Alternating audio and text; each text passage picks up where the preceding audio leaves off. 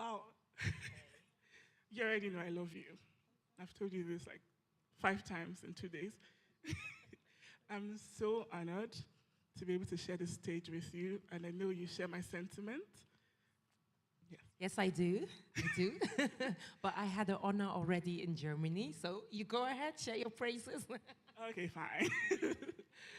We are here to talk to you about your body of work, your very incredible body of work. You have The First Woman, you have Manchester Happened, you have the beloved Chintu. So I'd like to start with Chintu. I mean, you wrote a book that has such international acclaim. It's won awards. Did you ever think when you were writing this book that it was going to go this far, this wide? Did you for a second think, wow, this is going to blow everybody's minds the way it has blown our minds? And with all the recognition it's gotten, has your perception of the book changed till now? First of all, thank you. Thank you very much.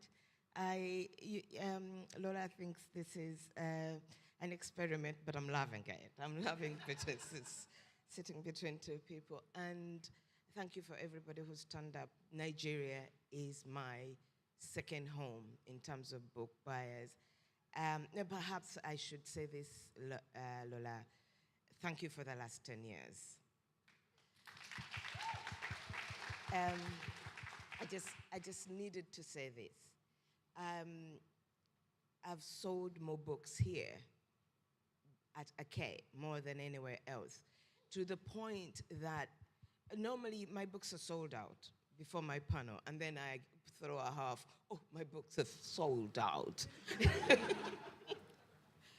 This is the first time I've done a panel and there are books, and I'm like, yes. So my publisher in Britain found out that Africans are readers through Ake. And she knows this is her largest market for my books. And a lot of publishers in Britain now are taking the African markets seriously because of Ake. So thank you for that. And thank you for connecting those of us who are so flung away from the world, from Africa to the continent. Because I come here and I meet my readers. And I have some of the craziest readers out here in Nigeria. They write to me, you know, I'm in here. Okay. I have someone who says, oh, I'm the president of your book fan readers. You know, there's so much going on here that when I come to Nigeria, I know I am home. But I've also made most of my writer friends here, you know, and I'm carrying them with me long after this thing has ended. And often whenever we meet elsewhere in Europe, we talk about Ake. And I'm telling you, we don't talk about the panels. We talk about the food.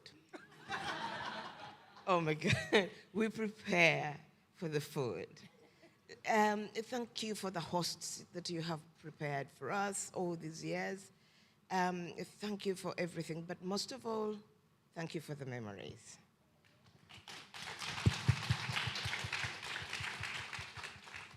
Oh, so about the question.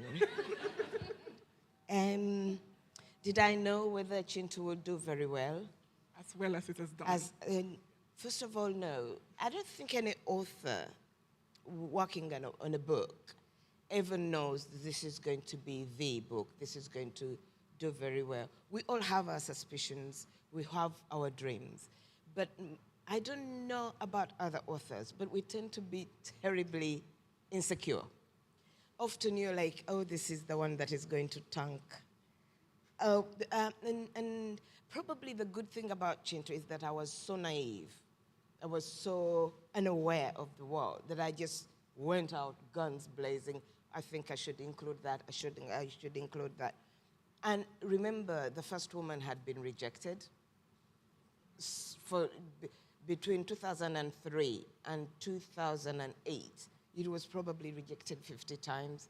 So Chintu, remember, is my second book. No, actually, my third book. But I had no hopes for it. I just did, because I had been rejected so badly before, I was like, I'm going to do exactly as I wish. Sorry. So remember, it was also published in Africa because it was rejected in Europe. And it was the Africans, the Kenyans first, and then the Ugandans who started talking about it. And then the Nigerians picked it up. And that's when it went absolutely wild. So yes, it has won Western awards, and it has done very well in the West, but the West rejected it. And I'm not very forgiving. So I'm always thinking about it as the book that was made by the word of mouth of African readers.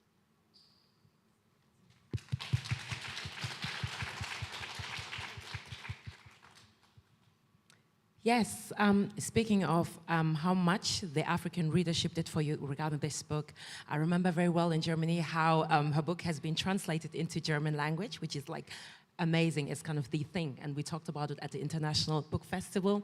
And I remember how I read in an article that you said this book, your readership, this book is for Africans, it's for Ugandans, and you are not trying to write it for Europeans. Yeah. And that, when I read this sentence, I said, yes, finally there's a swift. So what made you actually, when you were confronted, obviously with the rejections, what made you, when you were confronted, should you tailor your book more for a European, for a white readership? And you said no, intentionally. Even when we spoke about it, you said it, and they laughed, and I laughed even louder. Yeah. Thank you for that.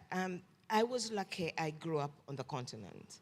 You know, so, but I grew up reading Western novels. I made most of my African novels in class, but I was, you know, the African middle class, they put you on Western readers immediately. The parents are like, oh, and my generation, we did Secret 7, Famous 5, and then my dad was immediately on all the abridged forms and whatever. So I grew up on those books. And then I went to school and I studied literature. And then I went to university and I studied literature. And then I studied more literature. And then I studied more literature. Closer. But all that time, I was aware that all these books that I was reading, I was an outsider. I was also aware that none of those authors thought of me, an African, at the equator as their reader. None of them ever went out of their way to make those books understandable for a reader like me. So why the hell would I write my books and explain myself to the West? I had this stupid idea that we all read other books from other places, as outsiders, you know. I've read from all around the world, and thank God for my Ugandan education, because I read Russian literature, South American literature, American literature, and of course, British literature, and what is now Nigerian literature, but we used to call it African literature. And all that time, I was aware that I'm an outsider, okay? And I thought that all the world reads like that, except for the literature that is from your world. So I always wrote with my world in mind, but hoping that the whole world would understand it. And I always explain it this way, that literature, or good literature, is like a mirror, okay? When I'm doing it, when I'm writing it, I'm focused on myself and people like me. But when I step away from that mirror, whoever steps in front of it is going to see themselves in that mirror. So why on earth would I try to think about the British reader, the American reader, the German reader? Hell no. I think about the Ugandan reader, and I think about the West African reader, because the Nigerian market is very important to me. And because in Uganda we don't speak the same languages, and we are quite apart from each other, once the Bantu understand, that is the whole of half of Africa catered for. And then I think of those who don't speak Bantu languages, but are always Africans. Once I've done that, the rest of the world can fit themselves into my books if they're interested. If not, too bad.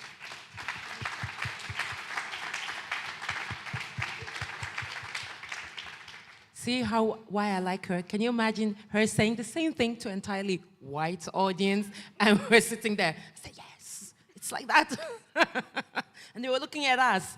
So that's another thing. And one thing I love particularly as well, the concept of feminism, where you said the West has actually made themselves to believe that they invented it.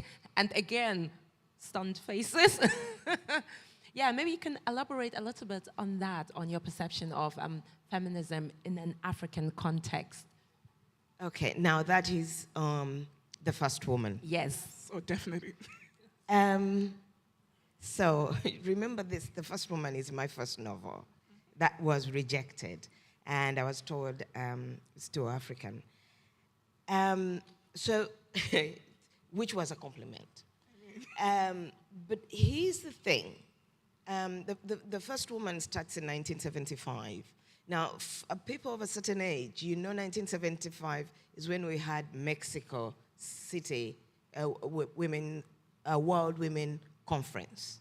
For us in Uganda, that was the first time people, actually ordinary people, hard women had collected somewhere and they were making demands and they were speaking in English, and there was such a pro in Uganda. And I remember people starting to talk, women, they don't want to go to labor wards now. They want us to get pregnant. They want us to go to the kitchens. And so when I started writing this book, I started there, because that's when Western feminism made a stand in Africa. And it came in a big way. It came with manifestos, with people marching, with movements, with icons. And so what Ugandans did, they took this Western feminism and made it Ugandan. But as I grew older, I started to see gaps between that Western feminism and what was happening in Uganda, to women in Uganda. And you don't have to be extremely intelligent to know that women oppression is culturally specific. The way women were oppressed in the West is not the way women are oppressed in Uganda. So, and I always say to people, women in the West had to fight to start to vote. In Africa, we never heard of that. I mean, we started voting and we all turned up. Now, you won't believe this, but in the West, women used to pay dowry to husbands. I know, you know. In Uganda, it's the opposite way. In the West, children tend to be given, associated more to the mothers. In Uganda, women are close to an oven. You bake the child and you hand over to the dad and his family. So do you see what I'm talking about? That feminism coming to Uganda was not going to be very helpful in everything. It was wonderful to show people that, you know what, women have a brain, they do this, they're oppressed and da-da-da-da. But we needed something of our own. And it's until when I was studying literature in Uganda, we started with oral traditions, because this was the course where we are introduced to literature. And I was immediately told that this is the literature your ancestors left behind for you. And actually this literature, most of those stories, the myths, the legends, the folk tales, they are all coded texts. That when what you tell as a child, it is so different from the text when you grow older. And I started to look at these oral traditional tales, and most of them are feminist.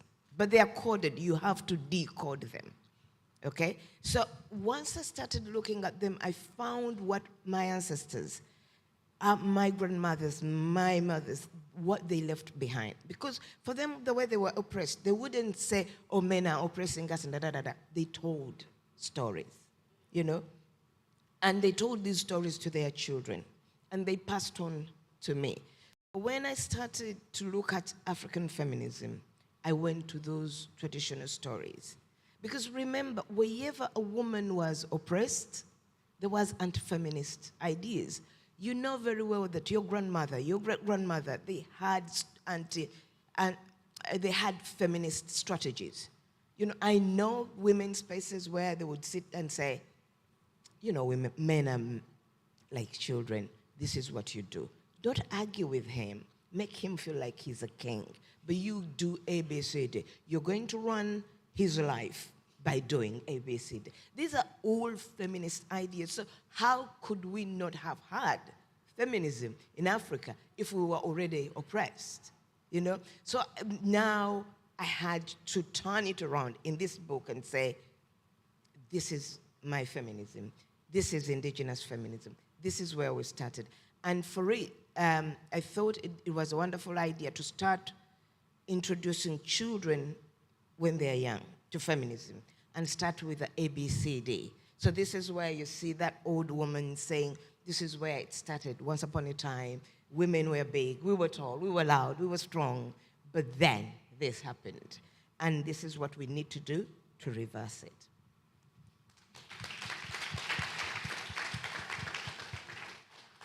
Thank you so much. Something I like about The First Woman, and I like about so many other books, is I like when the protagonists were introduced to them when they are very young.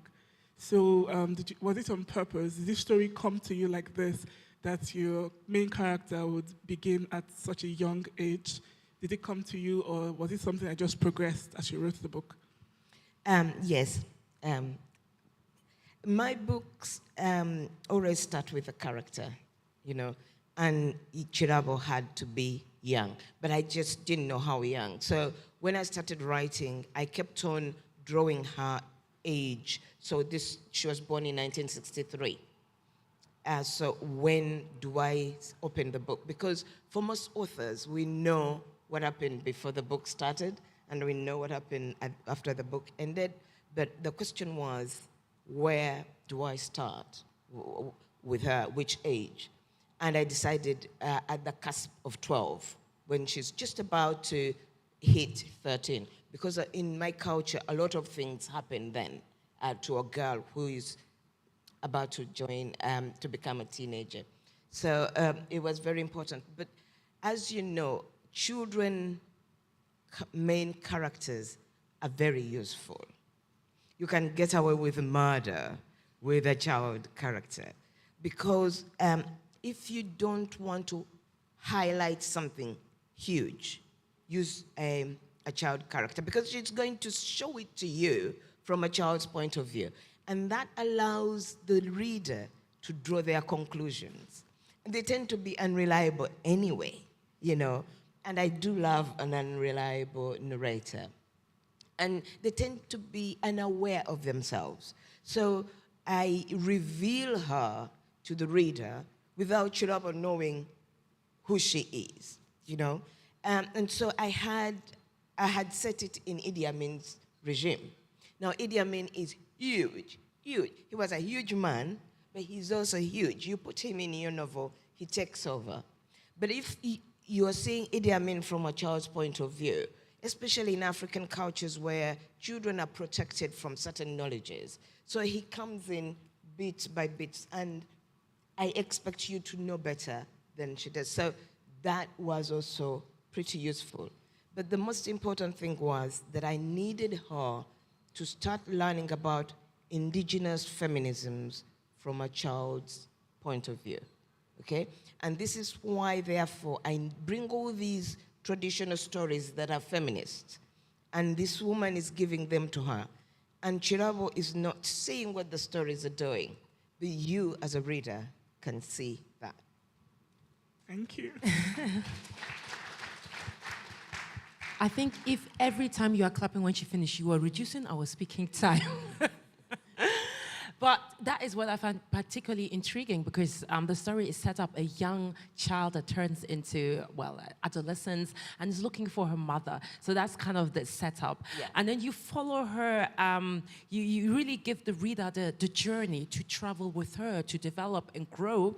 And I like the way it is, it's finessed within it, because you are tackling very, very strong theses, actually making very strong points that as an adult reader you do realize what is the underlying tone with it. As you said, you expect to do it better. And I want to say it was masterfully done, and I really enjoyed it in the reading story. So, and what you also did is you introduced us particularly to culturally Ugandan things. You had particularly words for basically feminism. Maybe you could repeat that word and pronounce it. Mwenkanonkano? Yes, we tried to teach it to the German audience, and we were, close to successful, right? Close to say, maybe you could say something to that particular concept of, say it again, please. Louder, please. So if I'm going to introduce indigenous feminism, so why should I give it a Western term, you know? But also here's the thing. I'm writing in English, okay? It's my second language. I learned the language in class, okay? And we all know that language is the vehicle through which culture travels, okay? And somehow people resent my language in my book about my culture, you know? This book is coming from Uganda, from Buganda, in Luganda, and the people in the novel are in Uganda. For goodness sakes, they're going to speak their language. You know, but I am so good, I've written it in English. You know, 99% it's in English.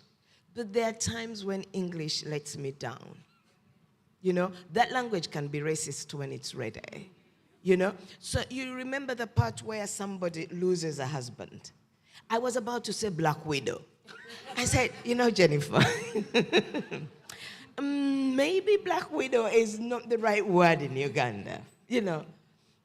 But also I think it was Marachera who said you have to fight hair-raising duels with the language to make it do what you want it to do, you know? So if people are speaking Luganda, how can I write in the Queen's English?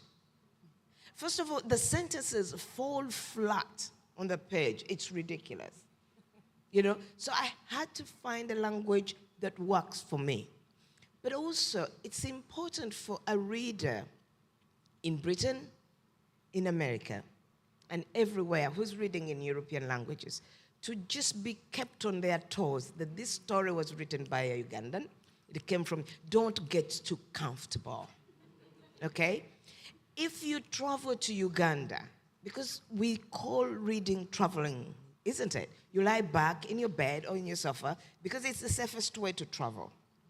And you go to these places, and you forget where you were. Sometimes you finish reading, and you're doing other things, but you're still back in that world. So why, if you're coming to Uganda, would you expect everything to sound exactly the way it sounds in London? So for me, and all of these ideas I developed after I was rejected.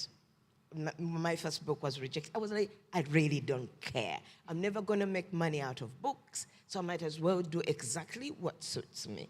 So this is where I started to work with a language that makes sense in Africa, you know. And you have no idea what it means to go back to your home country and people say to you, I could not believe you wrote it in our language. I cannot believe you wrote about our slums. I cannot believe you knew about my family. Yes, I've won awards. I've never got an award from Uganda, but my goodness, I was repaid by the readers in Uganda saying to me, Jennifer, you have no idea what you've done for us.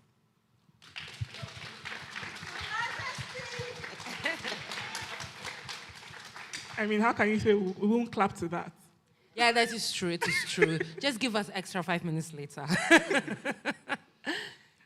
Let's talk about Manchester Happened. Yes. So this is quite different from your other books in the sense that it's a collection of short stories. What was the shift like for you? Was it just like a continuation and then you just put it in short stories? Or did you have to like configure your mind to think, okay, I want to do this now. How should I go about it?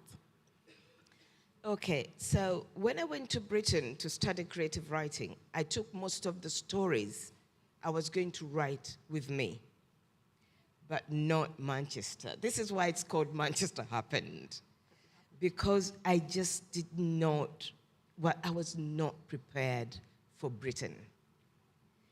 I migrated in 2001. And yes, I was stupid enough to imagine that I had made it when I got on the plane. Honestly, I thought I'd made it. And I went with this attitude that I'm going to write my book, get published, be given a lot of money. Within 10 years, I'll be traveling back to Uganda, buy a big house and a big car. And then I arrived in Britain. And the truth hit me. And I had bought only a one-way ticket to Britain. I swear to you, one time I sat outside on a bus stop and I cried. And I cursed my friend who didn't warn me. And so when I started to write, I decided that because when our parents migrated before, whenever they traveled, they used to write letters using aerograms. Then they would get a picture and put it in there and say, this is me in London with all the doves. And we would imagine heaven, you know. I said, this is not happening. I'm going to tell Uganda the truth. I mean, that truth. I put away all the ideas of what writing should be or what I should be doing, and I said, people need to know the truth. And this is why it opens with me telling them, immigrating is like leaving your home and going to live with your cousins because your parents don't have enough money or your dad has mismanaged his whatever, so you live with the cousins. But the cousins, and then I started on the cousins. I did look, I went to Britain to do my master's degree. I already had a first degree, and I had been teaching English in an international school. So I imagine I would walk in there and say, hello, I'm a teacher, can I have a job?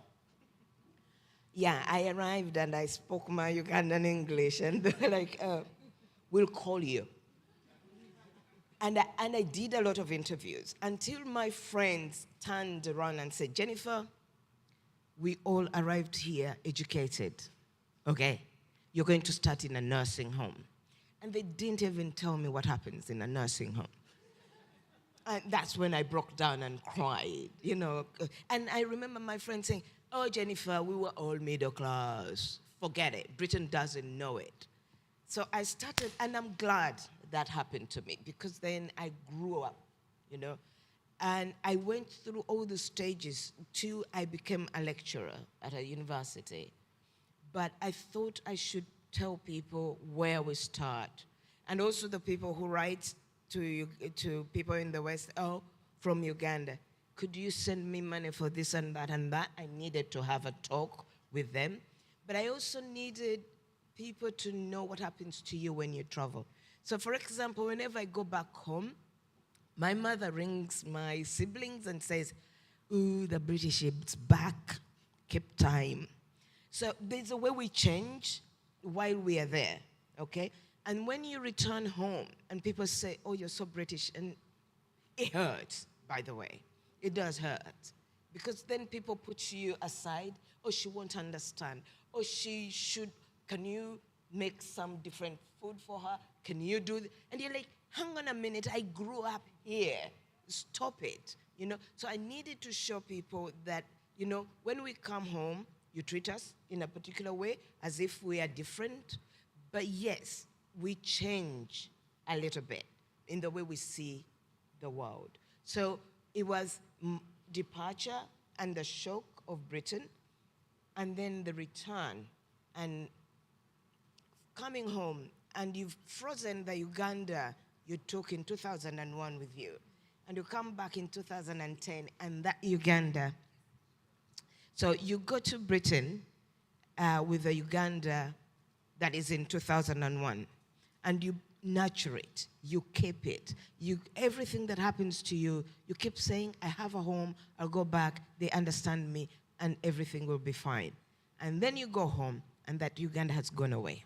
Because, you know, they've been developing. And they speak Luganda, and you're like, what up? You don't even know how to speak the language, and you speak Luganda, and people say, oh, you speak old Luganda.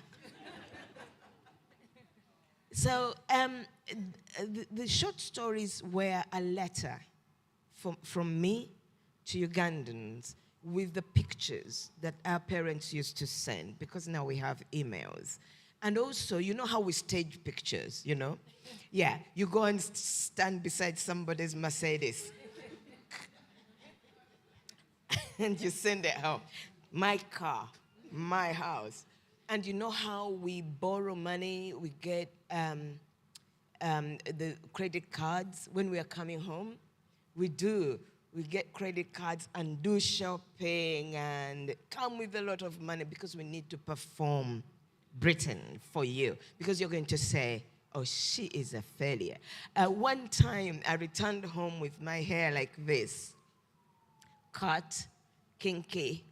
And my brother picked me up at the airport, and then we arrived in the city, and she said, Jennifer, please, I know what you're like, but can I take you to a salon?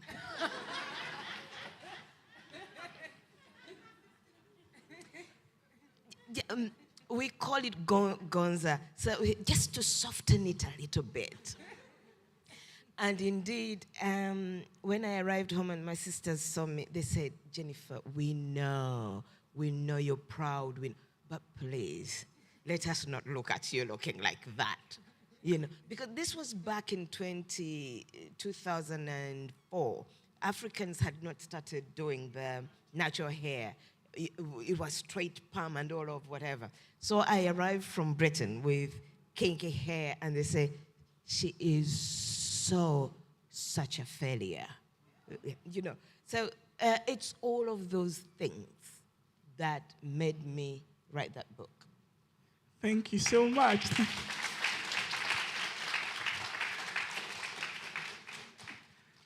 Do we have any questions? There's one. There's one person there. Okay, 1, 2, 3, 4. Good morning, everyone. My name is Sunday Said. So my question is, excuse me, but I would like to pick a line from a particular poetry I read.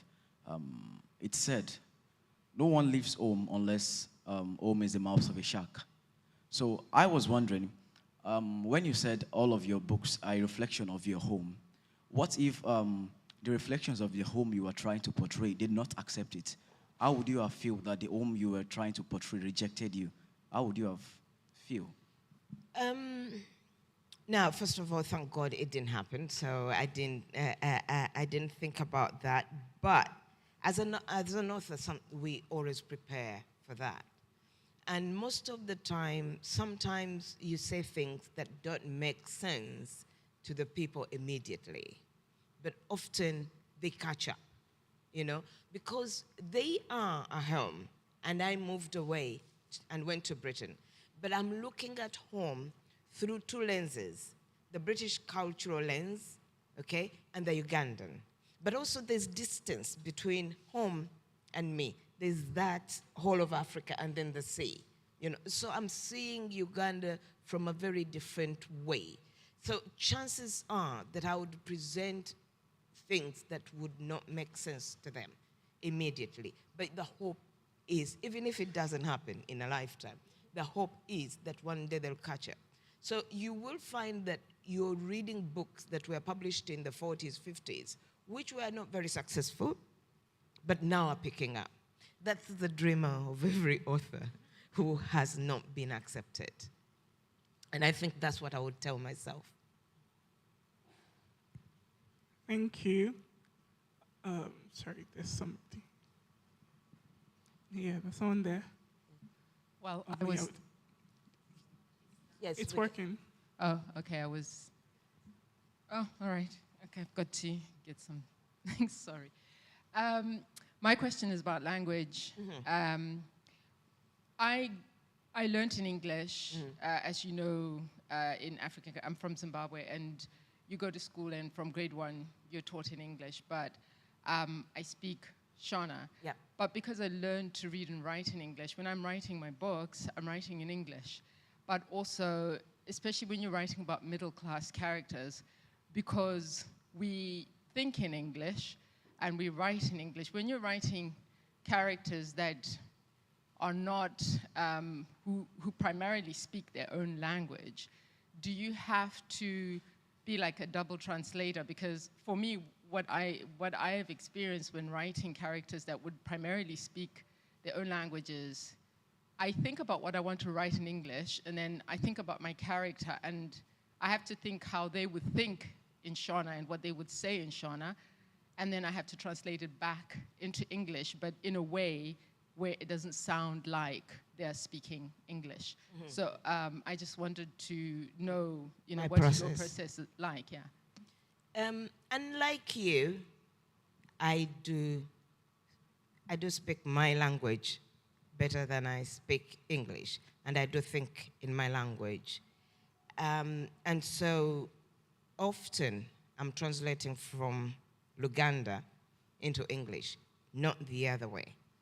And I only got to know that I was doing this when I was in England, and I could hear the way the English speak their English, okay? I was in Manchester. They speak a certain dialect. It's Mancunian. And then I was aware of the Queen's English, which is absolutely different. And then I was aware of the English we speak in Uganda. And believe me, in Uganda we thought we spoke good English. I arrived in Britain and I was like, okay, all right. But, and then I discovered that that English that we speak in Uganda is exactly what I need for my books. So for me, there isn't that much translation. However, at the moment, I'm aware that I've been speaking English for a very long time as a first language for the last 20 years. So now I read the books, the projects that I'm working on, and the English is a little bit too English. And I am going to put aside 2 months to go back to Uganda and disguise myself a little bit and end up in the markets. I don't know whether you know people, those of you who live on the continent, but the most creative people in Africa are on the streets. You know those sellers of selling ware and whatever, they use language in a different way. And their minds are like this. What they were saying yesterday is not what they are saying today. And by the time it trickled down to us who speak English or the middle classes, it's too late, they've moved on. So for me, it's getting into the taxis and listening to the taxi drivers and how they speak, getting into the market and listening to how women, the language they're using, and then it activates something in me. And then I go back to writing. But that is happening because I've been away from Britain in Britain for a very long time.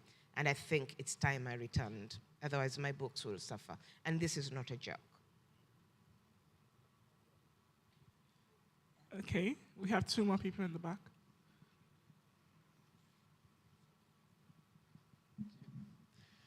Hi, Jennifer. Hi.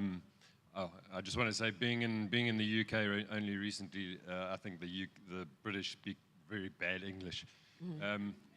And I just want to thank you for your body of work. And Manchester happened, for me Oxford happened, and I'm still feeling like an outsider only 9 months into it. But to Chintu, which I consider to be a modern classic for lots of reasons, but for one of the aspects of it is that it embodies African literature in a very broad way. It's, to me, genre bending. There's so many aspects of what I look to, the African Writers series and the elements in those stories. So what I wanted to ask you is your perspective on it going into the international markets. Yes. was any experience in how publishers perceived that, particularly in trying to pigeonhole it versus how it was perceived on the continent? And one of the reasons I ask this is because going into bookstores in the UK, so in South Africa, our works are pretty much merged on the shelves. Yeah. I went into a store in Summertown, and one of the chain stores, bookstores, and the African section is 2 shelves. Yes. And for me to find any of our works, it's not alphabetical. No. It's all merged by region. Yeah. And then it's, you've got Chintu in there, and then there's a travel guide next to it.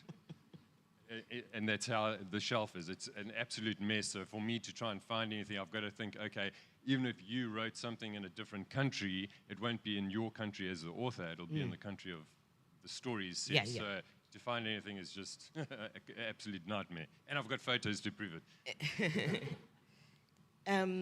Yes, international markets. It was, first of all, we know that it was difficult for me to get into the international market. So I started with Africa, and then I was taken, the Americans published it, and then the British published it.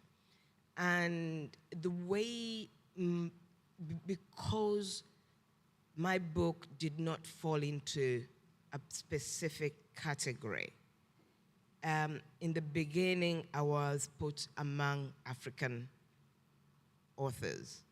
That is Waterstones, yeah. And the award helped, because then they would put winner of this award, and then I would end up on the tables, not yet on the shelves, because the tables is where everybody, arrives at. And then they haven't developed any idea of Ugandan literature. So it's still within African literature.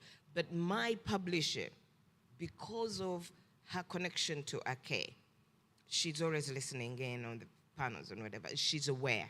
And so she's very aggressive with the booksellers. My books should be put here, my books should be put here, and my books, she's been very good at that. So I've been lucky enough to escape the pigeonholing, yeah?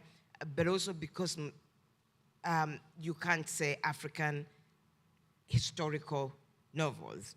They don't look at it that way. So that way it ends up anywhere and everywhere, So I've been quite lucky about that, but I know that other people suffer worse, a way of, if the publisher doesn't push, and you should talk to. Yes, you. Thank you. Morning. My name is Mutia, and I'm a huge, huge fan. Hi, Mutia. I just wanted to put that out there. My question is actually from one of the stories in Manchester happened. Let's tell the story properly. I've read that story about 3, maybe 5, maybe 7 times, because I really loved it. And what I want to know is, was it a deliberate decision, the way you... So we have a modern African in diaspora woman who has a life together, everything, and then something happened to her. So it felt like one of those things where you could be progressive, you could be, have all of your crap together, you could do everything right, and then a man can still happen to you. Yeah. And then at the end of the day, you just have to pick yourself up and move on.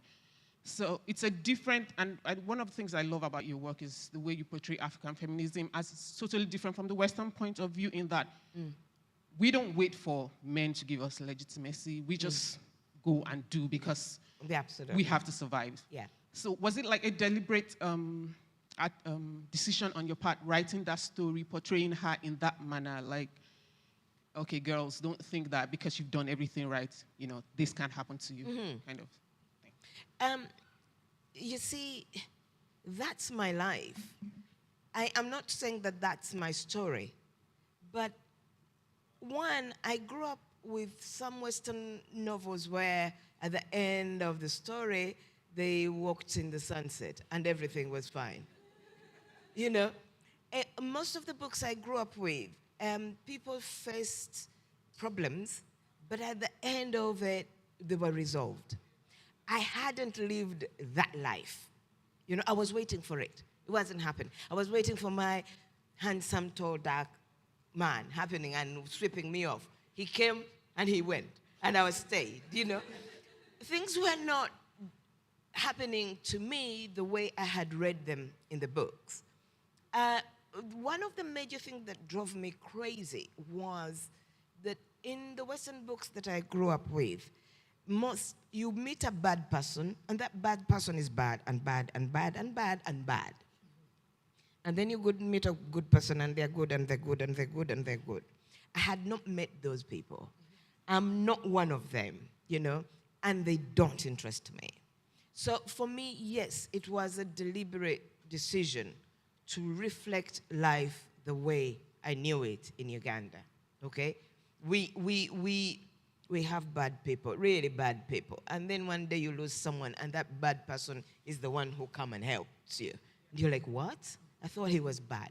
And then you have good people, and you love them, and they do stuff to you. And you're like, what? You know, that for me is where the story is, okay? It's that unpredictability of African life, okay? And it's that promise that you may work hard, you may be a good person, but bad things are going to happen to you. Yeah. Do we have any more questions? Great. No, there's one. One? Yes. Microphone this way. Hi, hello, Jennifer. Hello. This is my first time at Ake. I've always wanted to come, and I'm just getting to know about you. And just hearing all what you said, I'm certainly going to pick your books downstairs. Thank you.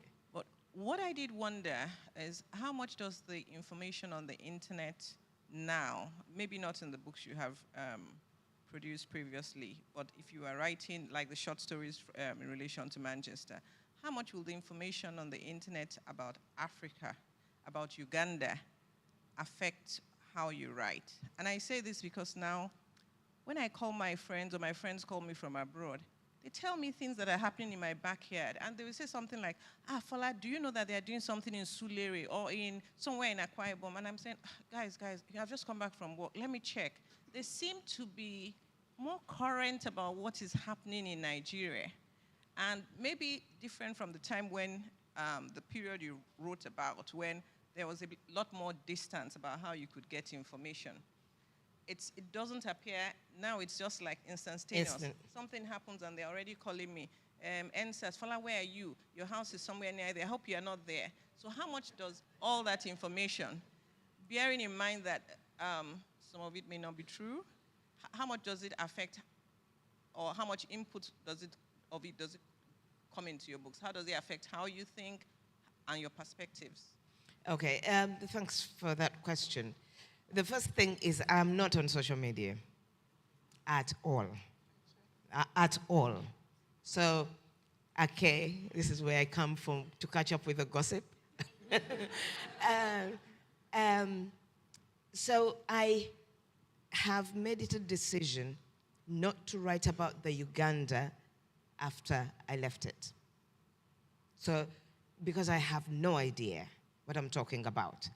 And I have to be so sure about what I'm talking about.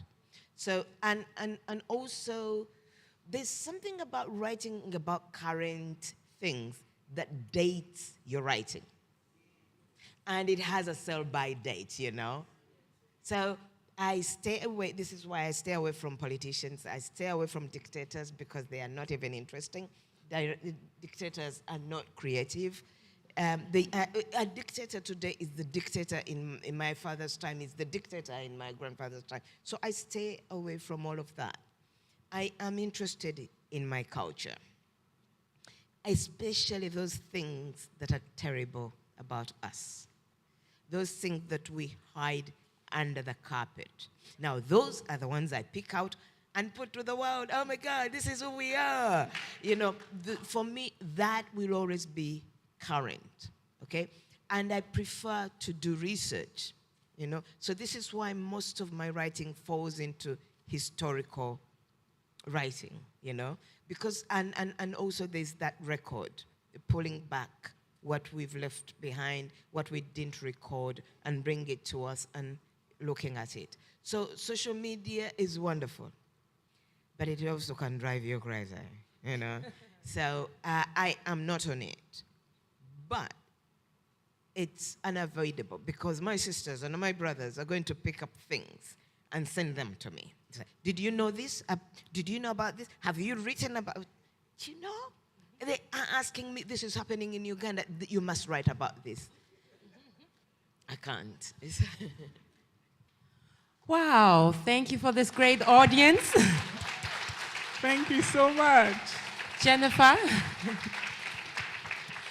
once again, you have been amazing. You've shared so many insights. You've warmed all the hearts. I see everybody smiling. Everybody had to laugh. Sometimes I listen to you and then I forgot that I'm just not a listener. So thank you, thank you, thank you. And thank you as well. One thing that was very important for someone that grew up and was born in diaspora, thank you for portraying this self-entitlement, this kind of sense of I belong, I be, my culture has value. And that is so, so, so important. And you are basically leading the way and you inspire so many people on the continent, but also beyond. And that is, I think, so needed. Thank you for that. Thank you so much for writing these books. I've always believed that African literature is superior. Oh, is it is. And thank you for writing characters I see myself in. Yeah. Thank you so much. Thank you. Thank you very much. Thank you so much, Eloho and Alexandra, for taking part.